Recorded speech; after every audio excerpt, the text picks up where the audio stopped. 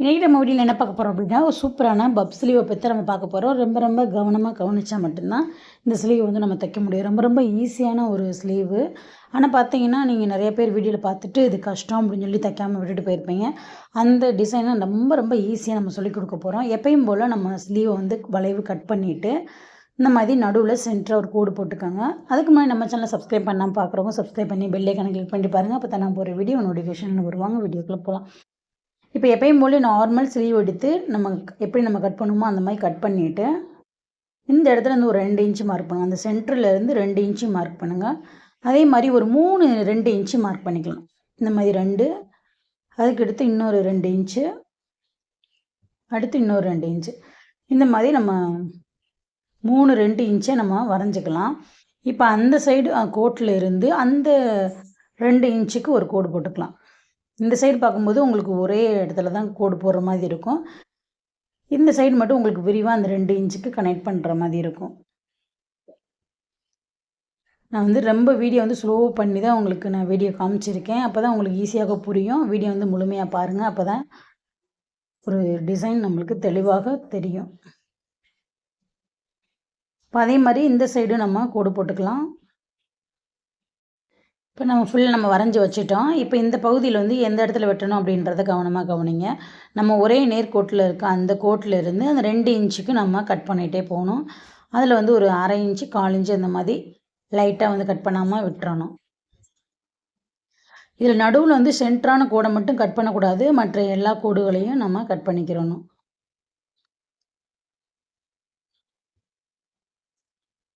இப்போ கட் பண்ணிவிட்டு இந்த மாதிரி துணியை வந்து எல்லாமே அந்த வெட்டின பீஸ் வந்து கவர் ஆகிற மாதிரி நம்ம விரித்து வச்சுக்கிறணும். விரித்து வச்சுட்டு அந்த வளைவு சேஃபுக்கு நம்ம கட் பண்ணி எடுத்துக்கிறணும்.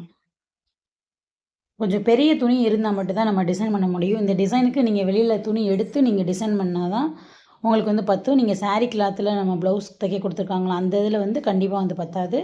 தனியாக வந்து இதுக்கு துணி எடுத்துகிட்டு இந்த மாதிரி நம்ம டிசைன் பண்ணுற மாதிரி தான் இருக்கும். இப்போ அந்த வளைவு சேஃபுக்கு நம்ம கட் பண்ணி எடுத்துட்டோம்.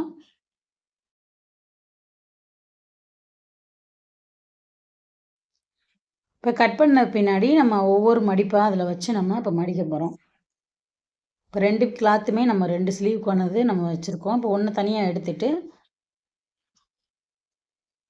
நம்ம அந்த 2 இன்ச்சு பீஸை வெட்டியிருக்கோம் இல்லையா, அதை நம்ம அப்படியே விரித்து நம்ம ஒரு வளைவு அந்த மாதிரி கொண்டு போயிட்டு ஒவ்வொரு மடிப்பையும் அந்த நடுக்கோட்டில் கொண்டு போய் நம்ம இந்த மாதிரி 3 மடிப்புமே ஒரே இடத்துல வர்ற மாதிரி நம்ம இந்த மாதிரி எடுத்து விட்டுட்டு அதில் வந்து ஒரு தையல் போட்டு எடுத்துக்கலாம். இப்போ மறுபடியும் உங்களுக்கு கூட நான் வச்சு காமிக்கிறேன். இந்த மாதிரி நடுக்கோட்டு இருக்குது. இந்த பக்கம் நம்ம 2 இன்ச்சு மார்க் பண்ணோம் இல்லையா, அது கரெக்டாக இந்த மாதிரி எடுத்து வச்சுக்கோங்க. ஒரே சேம் அளவு 2 பக்கம் இருக்க மாதிரி நீங்கள் விரித்து வச்சுட்டு அந்த டேப் வச்சு கூட நீங்கள் அளந்துக்கோங்க. ஒரு 3 இன்ச்சு கேப் உங்களுக்கு 2 இன்ச்சு அளந்துருக்கீங்க அப்படின்னா நீங்கள் வெட்டி அதை இதனும்போது ஒரு 3 இன்ச்சு கேப் அந்த மாதிரி நம்மளுக்கு கிடைக்கும். அந்த மாதிரி எடுத்து வச்சுட்டு நீங்கள் 2 அளவுகளையும் சேமாக ஒரு டேப் வச்சு கூட அந்த வளைவு சேஃபை துணியில் வச்சு நீங்கள் இந்த மாதிரி பின் போட்டு கூட தைச்சிங்க அப்படின்னா இன்னும் ஈஸியாக இருக்கும். இப்போ இந்த மாதிரி வந்து எங்கெங்கே அளவுகள் இருக்கோ அதை வந்து நம்ம இந்த மாதிரி குறிச்சிக்கலாம். இப்போ இந்த மாதிரி அளவுகளை குறிச்சிட்டு நம்ம ஒவ்வொரு மடிப்பாக இப்போ நான் மறுபடியும் வச்சு காமிக்கிறேன். இப்போ இந்த நடுக்கோட்டு சென்டராக இருக்க கோட்டை வந்து நம்ம குறிச்சிக்கலாம். குறிச்சிட்டு இந்த பக்கம் இருக்க 2 இன்ச்சை அதில் கொண்டு போய் நம்ம மடிக்கலாம். அதே மாதிரி இன்னொரு 2 இன்ச்சு இன்னொரு 2 இன்ச்சு இந்த மாதிரி மொத்தமாக வச்சுட்டு இந்த இடத்துல ஒரு தையல் போட்டு எடுத்துக்கோங்க. அந்த மடிப்பு சேஃப் இந்த பக்கம் கரெக்டாக வர்ற மாதிரி எடுத்து விட்டுக்கோங்க.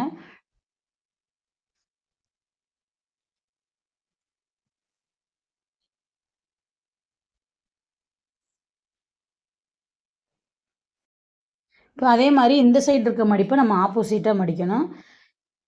2மே ஒன்றா வர்ற மாதிரி அந்த கோட்டில் நம்ம வச்சு அடிச்சிடணும். இப்போ 2 பக்கமும் நம்ம 2 இன்ச்சுக்கு அடிச்சிட்டோம்.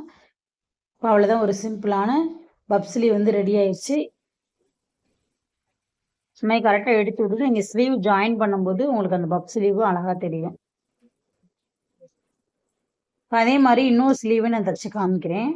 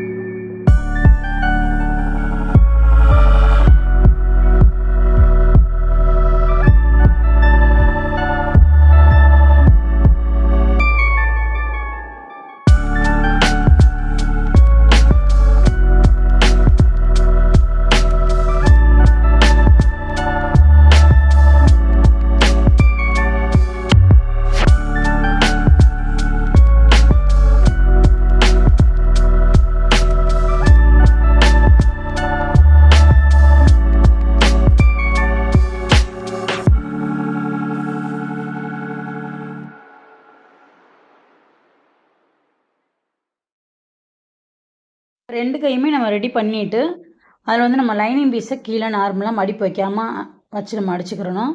அதே மாரி இந்த சைடு நம்மளுக்கு மடிப்பு எவ்வளோ இருக்கோ, அந்த மாரி லைட்டா எடுத்து விட்டுட்டு, நீங்க அந்த சைடு தையல நீங்க போட்டீங்க அப்படின்னா, அந்த மடிப்பு ஷேப் நம்மளுக்கு கரெக்ட்டாக வரும். இதில வச்சுட்டு நம்ம பைப்பிங் குடுத்து லாஸ்ட்ல நம்ம அந்த இடத்துல அடிச்சுட்டோம் அப்படின்னா, ஒரு சூப்பரான பப் ஸ்லீவ் வந்து நம்மளுக்கு ரெடி ஆயிடும். இந்த மாரி கரெக்ட்டா எடுத்து விட்டுக்கோங்க, சுருக்கம் இல்லாம.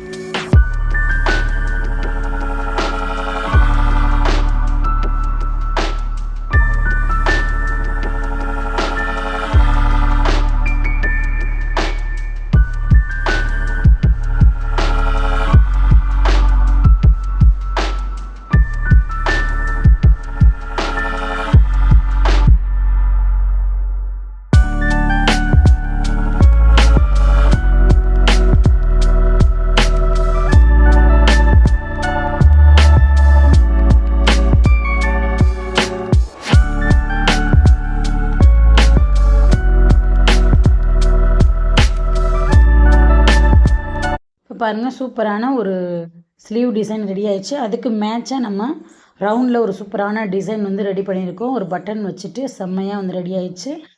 ஈஸியாக உங்களுக்கு புரிஞ்சிருக்குன்னு நினைக்கிறேன். நம்ம சேனலை மறக்காமல் சப்ஸ்கிரைப் பண்ணி பெல் ஐக்கானை கிளிக் பண்ணிக்கோங்க. இந்த ப்ளவுஸ் டிசைன் வந்து அடுத்த வீடியோவில் வரும். தேங்க்யூ.